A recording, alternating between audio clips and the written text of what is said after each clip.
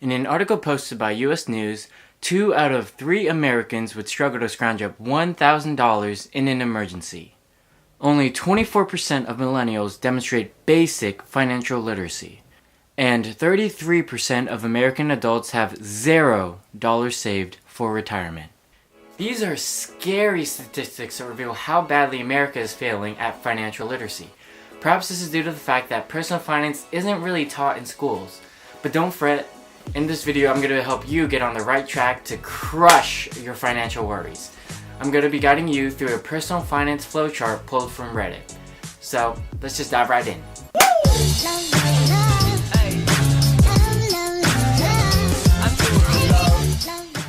I'm FamiLei, and I make videos about financial and lifestyle design to help you create a more rewarding, intentional, and vibrant life.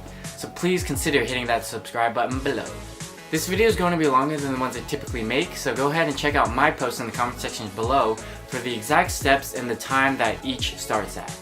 Personal finance wasn't taught at the schools I attended, so a couple years ago I tried to pick up every single financial book I could. I watched so many financial videos and even ran a personal finance blog at one point.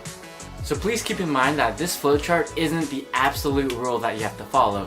Everyone's circumstances are different, and you may choose to prioritize one thing over the other. But with that being said, let's go ahead and go to step number 0.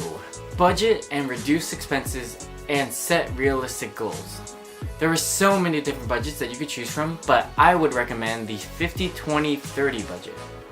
50% of your budget goes to your essentials, 20% of your budget goes to your savings, and 30% goes to your personal use, however you want to spend it. Note that these percentages should be based off of your take-home pay after taxes, because you can't spend the money that are taken by taxes anyways. So 50% of your budget goes to essentials. This includes housing, homeowner or renter's insurance, utilities, car payments, etc.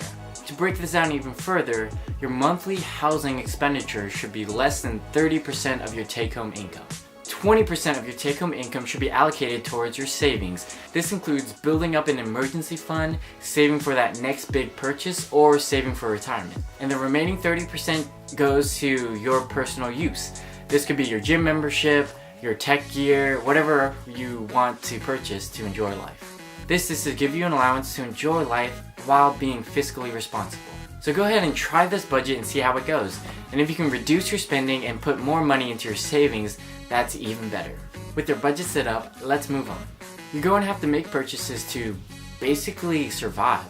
You're going to have to pay rent or a mortgage. You're going to have to buy food/groceries, pay essential items like toiletries and utilities. Next, you pay income earning expenses, which is anything required to help you earn an income. This includes having a car, gas, and possibly phone and internet bills. Then pay health insurance and expenses. Then make minimum payments on all debts and loans. It's best to reduce these expenses as much as possible. Something that I've come across is minimalism, which is a tool to help you get rid of life's excess to focus on things that make you happy and fulfilled. Subscribe to this channel because later I'll be talking about how this concept has simplified and enhanced my life and how we can do the same for you. Alright, step 1, build an emergency fund. This is one of the hardest steps, but if you can get through this, you'll set up great financial habits that will help you through the other remaining steps. Alright, so build an emergency fund of $1,000 or 1 month's worth of expenditures, whichever is greater. Honestly, this step is huge because if you can build $1,000, you have the system in place to save $10,000 or even, heck, $100,000. Save this money in a checkings or savings account because you want this to be liquid money, which is something that can be accessed pretty easily. In contrast, if you had this in a retirement account or a certificate of deposit, you wouldn't be able to retrieve that money as quickly. If you're choosing a savings account, many people go with big banks such as Bank of America. But oftentimes these accounts give you an interest rate of 0.01%, not 0.1%, 0.01%. After using Bank of America for over a decade, I recently switched over to Marcus by Goldman Sachs with over a 2% annual percentage yield and would recommend you do the same. Alright, so after you save that $1,000 emergency fund, pay any non-essential bills in full. These are your cable, internet, phone bills, etc.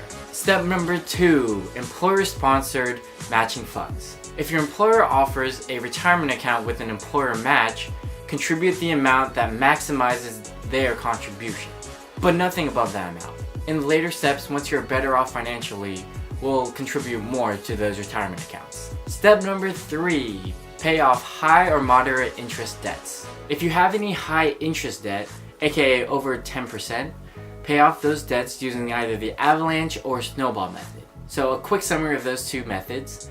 The snowball method is paying off your smallest debt first and then moving on to the next smallest. The avalanche method is paying off your debt with the highest interest rate first, then the next highest interest rate. Numbers wise, you'll be saving more money with the avalanche method. But we are humans, and psychologically, people can more easily stick to the snowball method. So this is going to come down to you because you know yourself best and can decide which method you'll be able to stick to. Alright, so if you don't have a high interest debt, increase your emergency fund to be able to cover 3 to 6 months of life's expenditures. Then if you have any moderate interest debts, this is 4 to 10%, that's not your mortgage. Use the snowball or avalanche method to pay that off. Alright, step number 4. Savings for retirement in an IRA and higher education expenses. Evaluate the merits between a Roth and a traditional IRA in the context of your personal financial situation. Then max the yearly contributions accordingly. I personally have a 401k with my employer, and potentially this for you would put you at a lower tax bracket because the money contributed to that 401k isn't taxed until you pull it out. But the downside of that is all of your earnings throughout your decades of saving will be taxed at the end. So to balance this, I also opened up a Roth IRA.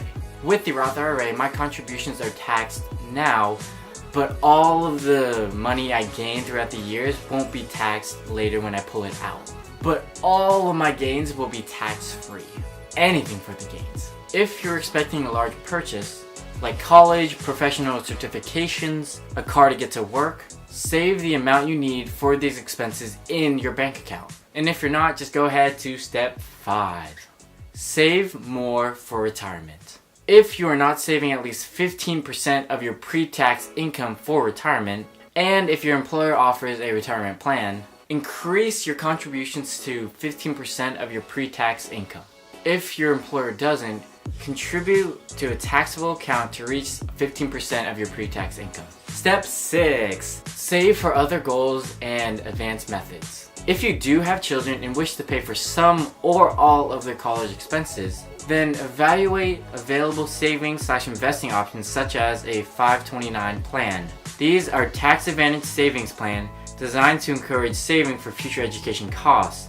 The 529 plan, legally known as qualified tuition plans, are sponsored by states, state agencies, or educational institutions that are authorized by Section 529 of the Internal Revenue Code. Basically, with these, no income tax is paid on the growth of your account when you pull it out for qualified expenses. If you don't have children, it's really up to you with how you want to proceed. Base it off of your own personal and financial goals. For goals more than 3 to 5 years away, put that money in a mix of stocks and bonds. Examples of these goals include down payments for housing, saving for vehicles, paying down a mortgage, and vacation funds. If you want to retire early, the Flowchart isn't exactly the greatest because you can't touch the money in your retirement account until you're 59 and a half years old. But what you can do is you can set up your finances so that you can coast until that age, and once you meet the minimum age requirement, you can pull that money out from your retirement account. And as for coasting, you could quit your full-time job if you don't enjoy it and work part-time somewhere that's more relaxed and interesting.